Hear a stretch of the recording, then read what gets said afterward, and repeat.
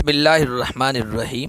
خوشی، مسرت، راحت اور اطمینان کا تعلق نہ دنیا کی دولت، ثروت اور اسباب سے ہے، اور نہ بے چینی، غم اور حزن کا تعلق دنیا کی دولت کی کمی اور اسباب کی کمی کی وجہ سے۔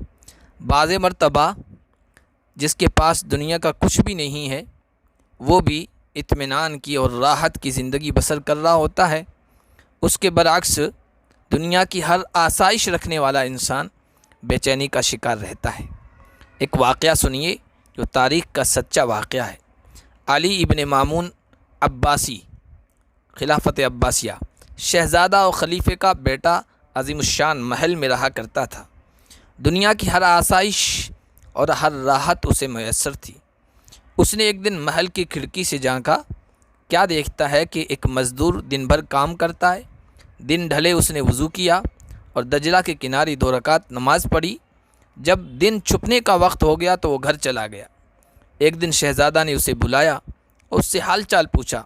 اس نے بتایا کہ اس کی ایک بیوی، 2 بہنیں اور ایک ماں ہے جن کے لیے وہ محنت کر رہا ہے، اور یہ محنت مزدوری کر رہا ہے، اور یہ کہ اس کے پاس بازار میں مزدوری کی کمائی کے علاوہ اور کوئی آمدنی اور اس کا ذریعہ نہیں ہے۔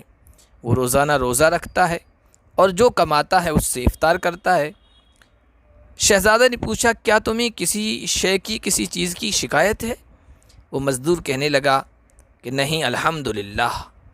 یہ سب سن کر شہزادے نے محل چھوڑ دیا، امیرانہ ٹھاٹھ چھوڑ دیے اور مضطربانہ بے چین ان کی حالت میں دور نکل گیا، اور کئی سال بعد خراسان کی طرف لکڑی کا کام کرتے ہوئے انتقال کر گیا۔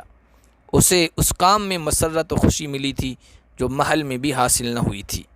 خوشی کا تعلق نہ اسباب کی فراوانی سے ہے نہ اسباب کی کمی سے ہے، یہ تو اللہ تعالیٰ کی طرف سے ہوتی ہے۔ جب اللہ کی طرف سے فیصلہ ہوتا ہے تو محنت مزدوری کرنے والے کو بھی مل جاتی ہے، وہ چین کی نیند سوتا ہے، اور اللہ کی طرف سے فیصلہ نہیں ہوتا ہے تو محلوں میں رہنے والے شہزادے بھی اس سے محروم رہتے۔